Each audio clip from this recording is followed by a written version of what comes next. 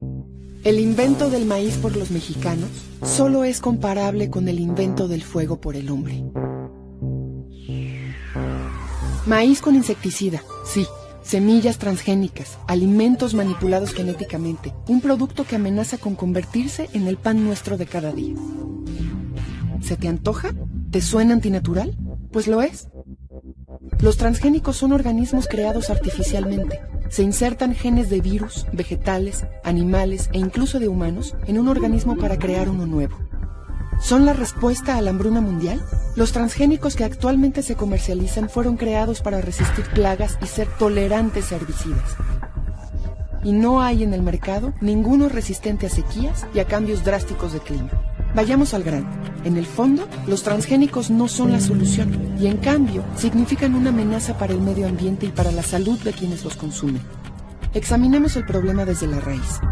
Los cultivos transgénicos usan intensivamente agroquímicos, obligando a producir en monocultivo, lo que afecta la fertilidad de los suelos y la biodiversidad. Al alterar los ecosistemas con contaminación transgénica, provocan la pérdida irreversible de variedades nativas. Nuestro principal alimento está amenazado y corre el riesgo de perder su pureza. Por si fuera poco, los transgénicos atentan contra los agricultores y sus prácticas milenarias cuando empresas como Monsanto, Bayer, Syngenta, Pioneer y Dow AgroSciences venden a costos muy elevados su tecnología y prohíben intercambiar o almacenar semillas para el siguiente ciclo de siembra. Para nuestra cultura, el maíz fue un regalo de los dioses.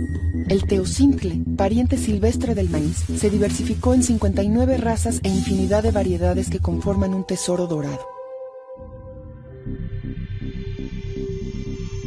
167 países mantienen su agricultura sin cultivos transgénicos y solo 4 los producen masivamente.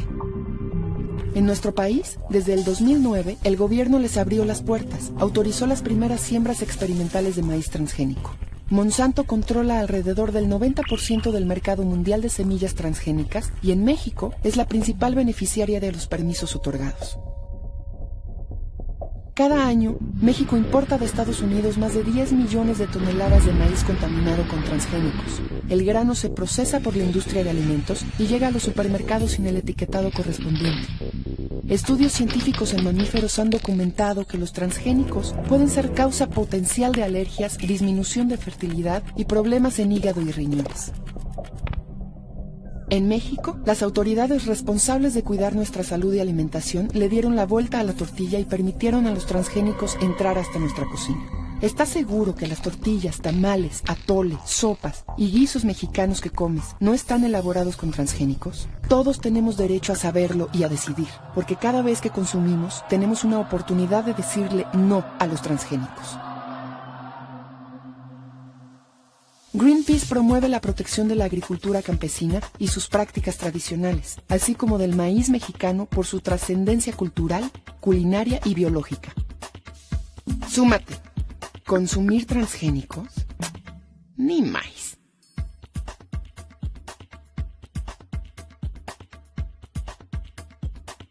Bien, amigos, gracias de estar por aquí con nosotros. Si ustedes entran a Wikipedia y buscan el nombre de Ignacio Chapela, Wikipedia nos refiere la siguiente información diciendo que Ignacio Chapela es un ecólogo, microbiólogo y micólogo refiere al estudio de los hongos de la Universidad de California en Berkeley.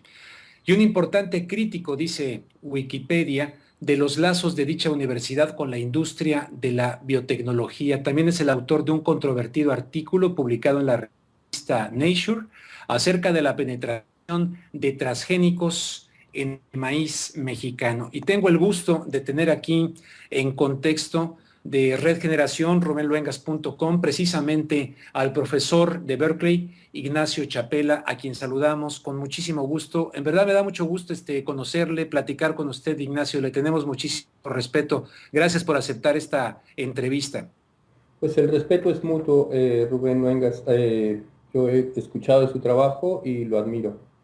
Pues muchísimas gracias. Pues entonces ya somos dos. Oiga, primero que nada, yo estaba leyendo algo que dice que la cuna del maíz a nivel mundial es precisamente México, y para ser más específico, el altiplano de Puebla y Oaxaca, del Valle de Tehuacán hasta Mitla y otras partes de Oaxaca.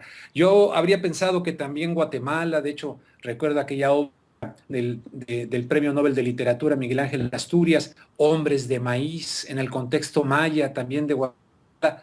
¿Es verdad? ¿La cuna del maíz es precisamente esta zona de México, en Puebla y Oaxaca?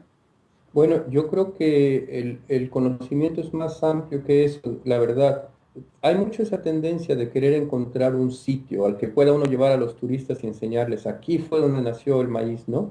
Así pensamos en el maíz como si fuera un personaje único, Exacto. pero la verdad que revelan los estudios genéticos, así como también el conocimiento cultural y popular, es que el maíz, como usted dice, es un cultivo mesoamericano con una gran diversidad regional. Hay por lo menos 60 familias, razas diferentes de maíz que se han generado desde, incluso desde Tamaulipas hasta, como dice usted, Guatemala, quizás hasta El Salvador y el norte de Nicaragua.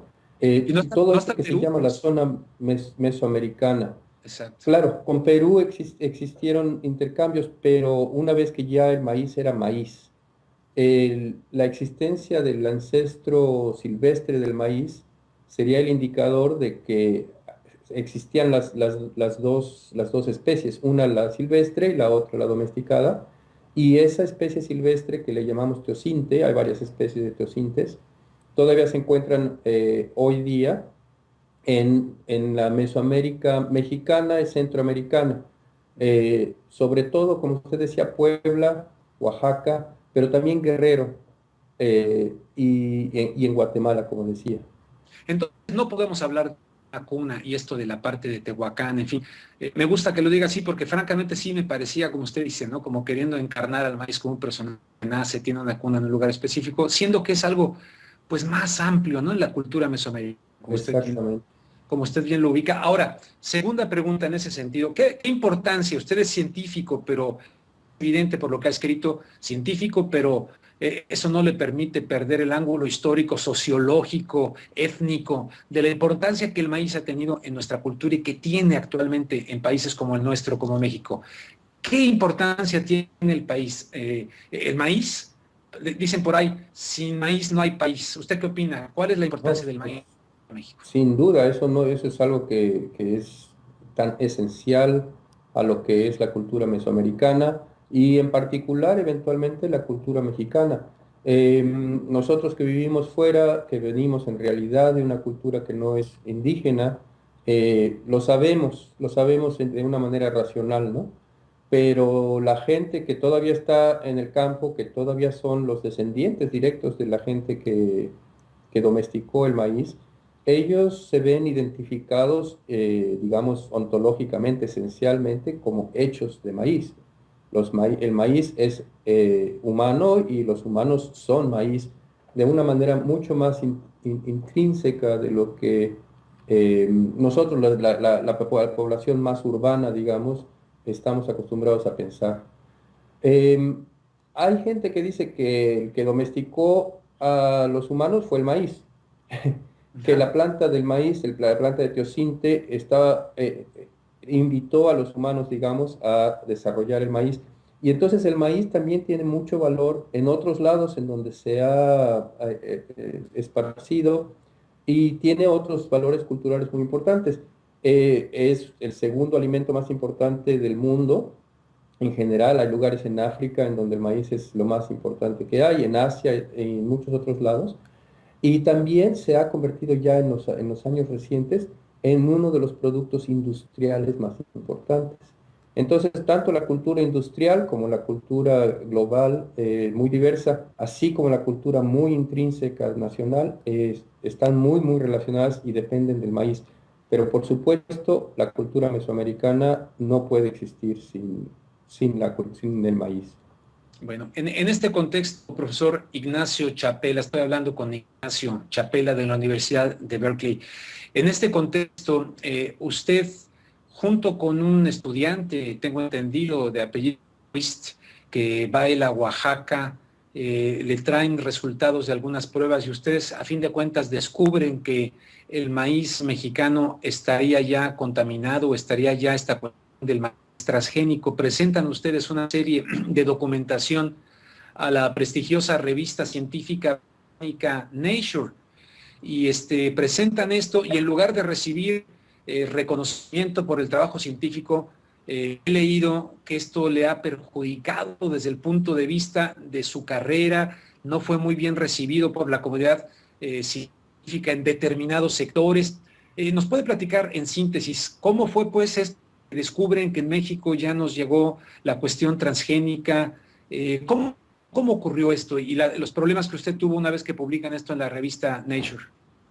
Sí, sí, con mucho gusto. Mire, sí es verdad que pues yo y un estudiante de doctorado en mi laboratorio publicamos un artículo, entonces en ese sentido tenemos un protagonismo muy importante y lo publicamos en la revista que es reconocida como la revista más importante en ciencias en el mundo. Lo publicamos en inglés y por supuesto eso también tiene un efecto muy importante en pues, las zonas de poder, digamos, del norte geográfico, ¿no?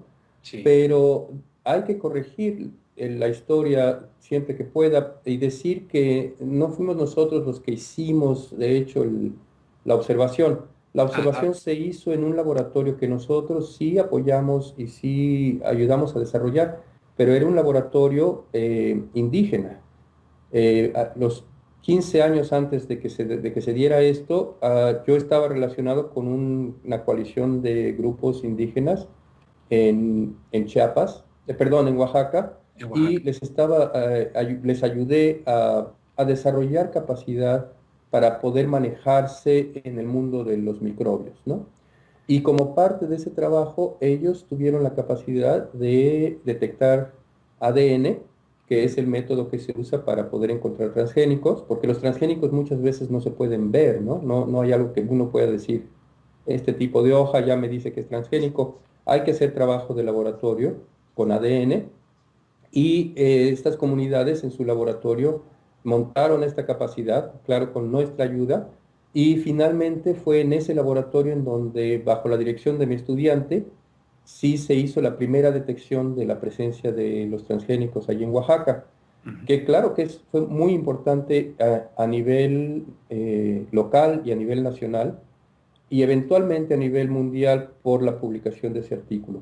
La publicación de un artículo científico lleva bastante tiempo porque tiene que ser revisada por pares, por otros científicos, y en el proceso de revisión se expandió pues, la noticia de que estábamos encontrando esto, y obviamente le llegó a la industria que está interesada en hacer dinero de estos productos, y es muy claro que intervinieron en el proceso de revisión de mi caso laboral en la Universidad de California en Berkeley, a tal grado que lograron que la universidad dijera en algún momento, no lo vamos a correr, usted no puede estar aquí. Pero el escándalo fue tal y el apoyo de muchos científicos a nivel mundial, muchos científicos, así como la población en general, hubo apoyo de miles de gentes en este caso, que hizo que la universidad se viera un poco más, digamos, cuidadosa y que siguiera la recomendación de los expertos que decían que pues sí, yo debería de seguir en este trabajo. El hecho de que uno publique cosas que sean inconvenientes para cierta industria no las hace menos verdaderas, ¿no? Bueno, pues tremendo. ¿Y cómo va ese? ¿Ya está más tranquilo? ¿Ya o le siguen bloqueando, le sigue perjudicando el hecho de que usted sea un científico incómodo para estas transnacionales empresas? La verdad es que uno aprende a vivir como científico incómodo, así como llamo yo creo que apropiadamente, porque yo sé que hay lugares en donde yo no puedo conseguir dinero, o sea, no hay apoyo para este tipo de investigación de ciertos lugares tradicionales, digamos, el Departamento de Agricultura me dijo directamente, ni siquiera pidas dinero porque no te vamos a dar para ninguna investigación, ¿no? Y tampoco uno puede irle a pedir dinero a la industria, pero uno aprende a vivir en esos términos y pues se puede hacer trabajo. Estamos haciendo trabajo muy activo en el laboratorio con menos dinero de lo que tienen mis colegas, pero fíjese que eso nos ha llevado a lugares muy interesantes, porque uno puede empezar a hacer ciencia para los pobres, ¿no? ¿Cómo hacer ciencia para los pobres con mucho dinero? Se vuelve más difícil, curiosamente, paradójicamente. Oiga, los que sí han recibido dinero pues, es esta organización, acaban de dar, no recuerdo la cantidad, pero el señor Bill Gates y el señor Carlos Slim acaban de dar dinero para una investigación, para investigar de los transgénicos, que pues a muchos que estamos conscientes, gracias a la información científica que ustedes nos proporcionan, pues estamos indignados con esta situación, las consecuencias del maíz transgénico. Ahí sí han metido dinero para favorecer, ellos llaman investigar este asunto, que a fin de cuentas parece ser que se trata del monopolio de la alimentación, ¿no? Ahí creo que tiene usted toda la razón. Se trata no tanto de hacer investigación, sino de promover a como dé lugar que la gente acepte y se calle y cultive estos cultivos transgénicos. Sin duda, eso es algo que ya se ha demostrado muy claramente en los 40 años que llevamos de desarrollo de los transgénicos.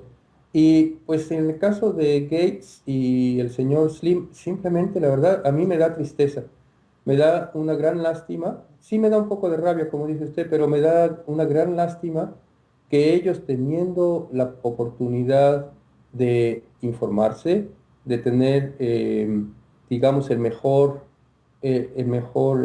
consejo científico, no se lo alleguen, que simplemente escuchen la misma propaganda que producen las mismas compañías y que vayan y que tiren su dinero en un asunto que no es en realidad investigación científica. Profesor, ¿por qué son los transgénicos? Si nos puede traducir así, digamos, para los que no somos especialistas, ¿qué es un alimento transgénico, el maíz transgénico, y por qué es motivo de escándalo? En su opinión, ¿cuál es el problema, en síntesis? Muy bien. Sí, la manipulación transgénica significa el tomar material genético, que químicamente hablando se llama ácido desoxirribonucleico o ADN. Entonces, tomar ese ADN, que es el material genético que lleva muchas de las características de la reproducción que se pasa de generación en generación, tomar material genético de una especie e introducirlo a otra especie. Wow. De manera que no es natural, porque pues cuando uno tiene reproducción sexual, tanto los humanos como los perros, como los árboles, está uno pasando información genética, está uno mezclando ADN de un individuo con otro, pero en la manipulación transgénica se rompen las barreras de reproducción que existen naturalmente y se mezcla ADN de especies muy distantes. Alguna vez un campesino me decía, pues yo nunca he visto que el maíz esté pues teniendo sexo con un humano o con una bacteria o con un pez. La manipulación transgénica permite que eso sea posible, que se mezcle el ADN de un pez con el del tomate o el de un humano incluso, con el de maíz o con cualquier otro cultivo. Potencialmente pudiendo generar pequeños monstruos o grandes monstruos. Pues en general, de lo que estamos hablando es de generar monstruos, en el sentido de que son organismos que no existirían y que son mezclas que no son naturales de organismos que nunca se hubieran mezclado en la naturaleza, ¿no?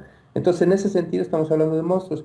Y el tema de los monstruos es importante porque lo que la gente no ve es que esta es una metodología, un trabajo que no se puede llamar en realidad una tecnología, porque no tienen los que lo están haciendo ningún control sobre esto. Lo que hacen es hacer muchísimos ensayos, millones de ensayos a nivel microscópico, los cuales producen millones de monstruitos, digamos, ¿no? De células alteradas, la mayoría de las cuales mueren, porque estos organismos no deberían estar en el planeta. Y los que logran sobrevivir, los que les llaman un evento, hay eventos que están numerados, por ejemplo, el MON 810 o el NK669, que es el que salió recientemente del estudio de unos científicos franceses. Estos eventos son los que se promueven y se sueltan en el ambiente, ¿no? Los que sobreviven de los ensayos con muchos miles de millones de monstruitos, digamos, que no sobrevivieron. Entonces es una manipulación en realidad muy extraña, muy poco controlada y de la cual sabemos en realidad muy poco lo que estamos haciendo. Qué barbaridad, qué barbaridad. ¿Cómo influyó el Tratado de Libre Comercio que entra en vigor el 1 de enero de 1994? Porque leía yo que con el tratado, pues México empezó a ser inundado, no sé cuántos millones de toneladas de maíz barato, ¿no? Cortesía, dicen, del Tratado de Libre Comercio Estados Unidos y Canadá, y que empezó a inundar el mercado mexicano. Sí, sin duda el Tratado de Libre Comercio fue un paso muy importante en una serie de pasos que se han ido dando a través de la historia mexicana, que confrontan dos visiones de México muy diferentes, ¿no? Una de las visiones de México es la visión de un México soberano, de un México autosuficiente, de un México poblado por creadores de innovación, etcétera, etcétera. La otra es una visión de un México, digamos, de servicio para los mercados globales.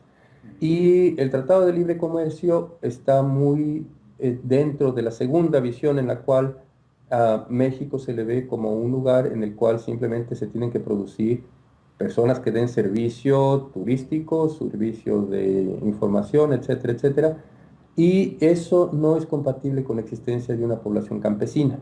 Entonces hay una serie de políticas, tanto en el Tratado de Libre Comercio como en otras legislaciones, que están enfocadas a sacar a la gente del campo y convertirlos en proletario urbano o proletario global, una fuerza de trabajo barata que viene a Estados Unidos o que va a la Ciudad de México, por ejemplo, eh, y que deja de producir un producto agrícola que desde el punto de vista de esta gente es un producto agrícola poco competitivo en el mercado global.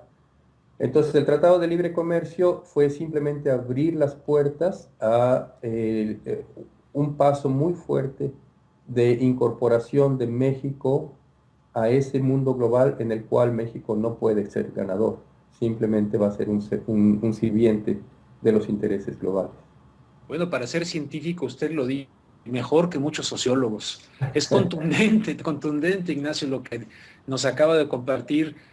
Muy, mejor yo no lo pude haber planteado, caramba, me ha gustado mucho cómo lo plantea usted, pero sí, hemos visualizado así. Tan es así que muchos mexicanos que antes podían alimentarse del campo directamente, del autoconsumo en el campo mexicano, a raíz de todos estos cambios, la reforma del artículo 27 constitucional, en fin, exacto, el Tratado de Libre Comercio, pues ha aumentado el número de personas, por ejemplo, con Vicente Fox, millones de personas que se quisieron movilizar para venir acá a los Estados Unidos. O sea, aquello que decía Carlos Salinas de Gortari, de que se iban a quedar los trabajos en México, etcétera, ni siquiera ha funcionado en ese sentido, sino que aumentó la migración hacia los Estados Unidos.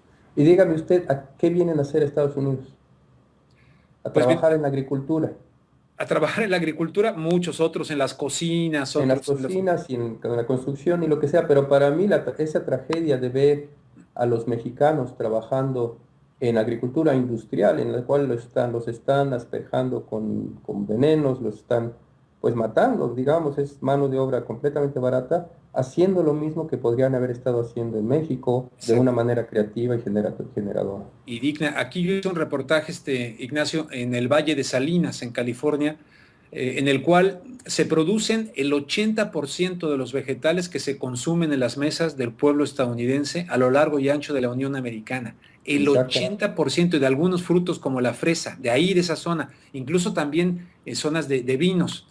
Y el 90% de los que trabajan ahí son mexicanos, y yo le puse a ese reportaje, le puse el nombre de espaldas dobladas, porque ve usted ejércitos en estos campos, no de espaldas mojadas, sino dobladas, agachadas ahí, trabajando en el campo y en condición de jaque, ¿no? De una especie de neoesclavitud muy fuerte, ¿no?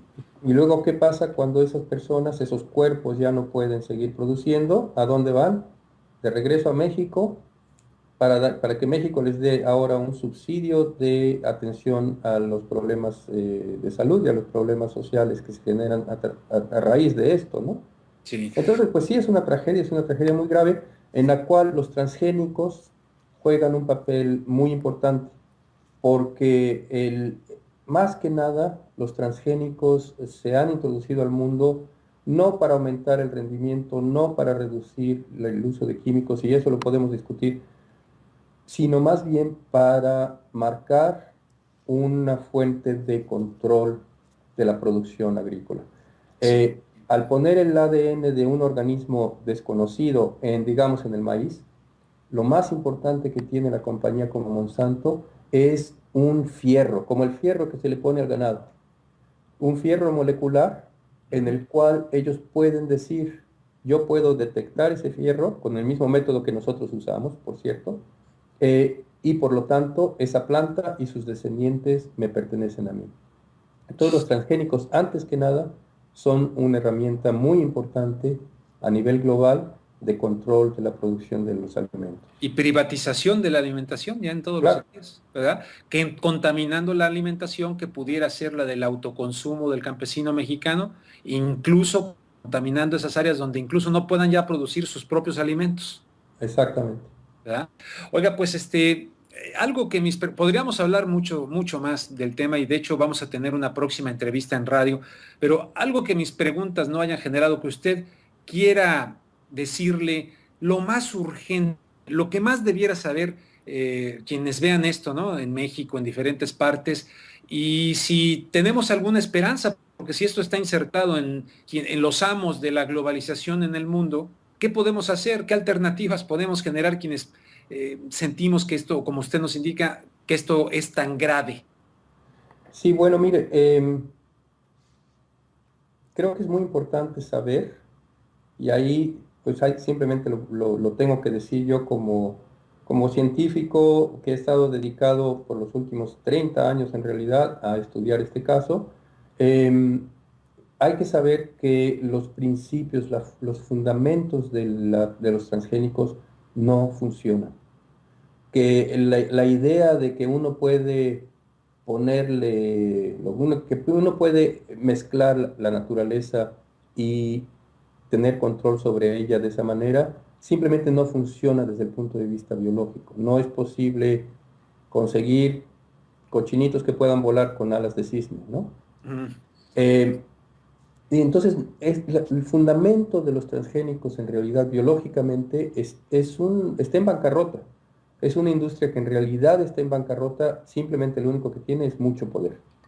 Logra lavarle el cerebro a gente como Slim y como Gates, logra manejar poder a nivel de Obama, por ejemplo, que acaba de firmar una legislación hace unos días en la cual ya no se permite demandar a Monsanto por los daños que hace, aun cuando se demuestre que haga daño, por decreto presidencial no se le permite, o por una legislación del Senado, no se le permite que se le lleve a la corte.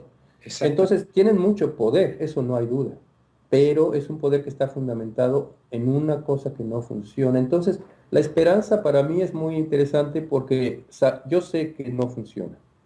Yo sé que nos están vendiendo espejitos, y sí, los empujan y pueden hacer que los comamos a fuerza, ¿no?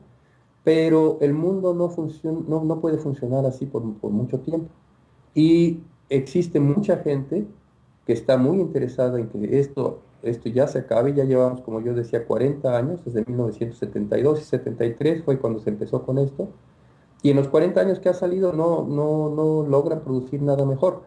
Y sin embargo hay mucha gente que está muy clara de esto y está cultivando y está trabajando para que exista una alternativa que sea de ese otro mundo del cual estábamos hablando, un mundo que puede ser soberano, puede ser autónomo, porque es diverso y en donde la gente tiene control de los medios de producción, más que ser simplemente un sirviente o un empleado, sí, que sea más o menos pagado, en realidad sigue siendo lo mismo. Oiga, profesor. La gente está cambiando eso. Perdón, profesor, ¿hay riesgos para la salud del consumo porque acá también pasaron acá en California, donde no se ven obligados a tener que indicar si así fue, ¿no? En las recientes votaciones, de tener que indicar ahí la cuestión, ya no hay indicación de si es transgénico o no es transgénico. ¿Tenemos riesgo humano en la salud de quienes consumimos alimento transgénico? Sí, sí existe riesgo y cada vez que cualquier investigador o doctor, médico, ha demostrado los riesgos claros y documentados, siempre los encuentran y siempre reciben ataques muy bien orquestados y muy bien pagados de la industria para callar esas investigaciones. Podríamos pasarnos una hora hablando sobre los daños tanto a nivel fisiológico humano como a nivel de salud pública, como a nivel ecológico. Sí tienen consecuencias muy, muy serias y muy diversas, porque estamos hablando de una gran variedad de diversas especies, de diversos organismos, cada uno con sus propios problemas.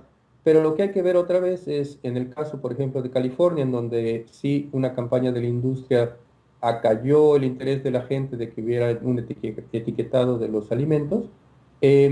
¿Cuánto dinero tuvo que invertir la industria en esto? 50 millones de dólares para acallar el interés de la gente simplemente por una etiqueta, ¿no? Entonces uno ve que pues sí están desesperados. En realidad, si tuvieran un producto que sirviera, que funcionara, que a la gente le interesara, la gente no estaría peleando contra ellos, ¿no? No peleamos contra tantas cosas que nos hacen daño porque nos funciona. Los transgénicos simplemente no funcionan y la gente seguirá peleando contra ellos, pase lo que pase. Pues todo esto me hace corroborar que lo que algunos consideramos que más que vivir en una democracia, vivimos en una corporocracia. Claro. Profesor, pues le agradezco muchísimo esta entrevista para en contexto este esfuerzo informativo que estamos realizando con rubenluengas.com, Entre Noticias, Red Generación. Le agradezco muchísimo, en verdad yo creo que nos ha dado mucha luz para ver más el problema, no solamente biológicamente, sino socialmente, culturalmente, económicamente y hasta yo diría tal vez moralmente. Le agradezco mucho, profesor. Don Rubén, muchísimas gracias, ha sido un placer. Gracias, muy amable.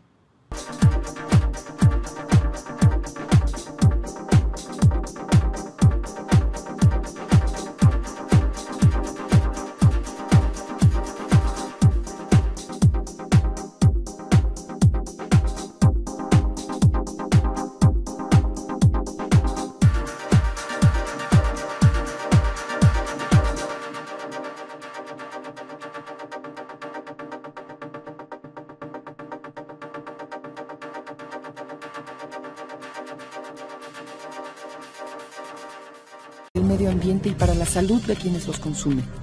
Examinemos el problema desde la raíz. Los cultivos transgénicos usan intensivamente agroquímicos, obligando a producir en monocultivo, lo que afecta la fertilidad de los suelos y la biodiversidad. Al alterar los ecosistemas con contaminación transgénica, provocan la pérdida irreversible de variedades nativas. Nuestro principal alimento está amenazado y corre el riesgo de perder su pureza. Por si fuera poco, los transgénicos atentan contra los agricultores y sus prácticas milenarias cuando empresas como Monsanto, Bayer, Syngenta, Pioneer y Dow AgroSciences venden a costos muy elevados su tecnología y prohíben intercambiar o almacenar semillas para el siguiente ciclo de siembra. Para nuestra cultura, el maíz fue y llega a los supermercados sin el etiquetado correspondiente. Estudios científicos en mamíferos han documentado que los transgénicos pueden ser causa potencial de alergias, disminución de fertilidad y problemas en hígado y riñones. En México, las autoridades responsables de cuidar nuestra salud y alimentación le dieron la vuelta a la tortilla y permitieron a los transgénicos entrar hasta nuestra cocina. ¿Estás seguro que las tortillas, tamales, atole, sopas y guisos mexicanos que comes no están elaborados con transgénicos? Todos tenemos derecho a saberlo y a decidir, porque cada vez que consumimos tenemos una oportunidad de decirle no a los transgénicos. Greenpeace promueve la protección de la agricultura campesina y sus prácticas tradicionales, así como del maíz mexicano.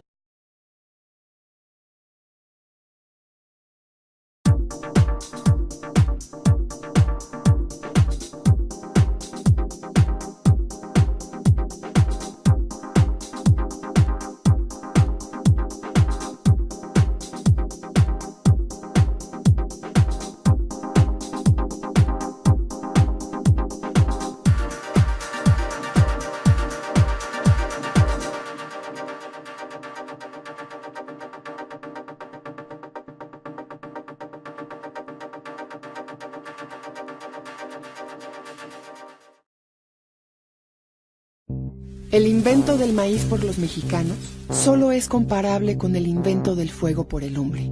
Un regalo de los dioses. El teocincle, pariente silvestre del maíz, se diversificó en 59 razas e infinidad de variedades que conforman un tesoro dorado. 167 países mantienen su agricultura sin cultivos transgénicos y solo 4 los producen masivamente. En nuestro país, desde el 2009, el gobierno les abrió las puertas, autorizó las primeras siembras experimentales de maíz transgénico. Monsanto controla alrededor del 90% del mercado mundial de semillas transgénicas y en México es la principal beneficiaria de los permisos otorgados. Cada año, México importa de Estados Unidos más de 10 millones de toneladas de maíz contaminado con transgénicos. El grano se procesa por la industria de alimentos. Maíz con insecticida, sí. Semillas transgénicas, alimentos manipulados genéticamente, un producto que amenaza con convertirse en el pan nuestro de cada día. ¿Se te antoja? ¿Te suena antinatural? Pues lo es. Los transgénicos son organismos creados artificialmente. Se insertan genes de virus, vegetales, animales e incluso de humanos en un organismo para crear uno nuevo. ¿Son la respuesta a la hambruna mundial? Los transgénicos que actualmente se comercializan fueron creados para resistir plagas y ser tolerantes a herbicidas. Y no hay en el mercado ninguno resistente a sequías y a cambios drásticos de clima. Vayamos al grano. En el fondo, los transgénicos no son la solución y en cambio significan una amenaza para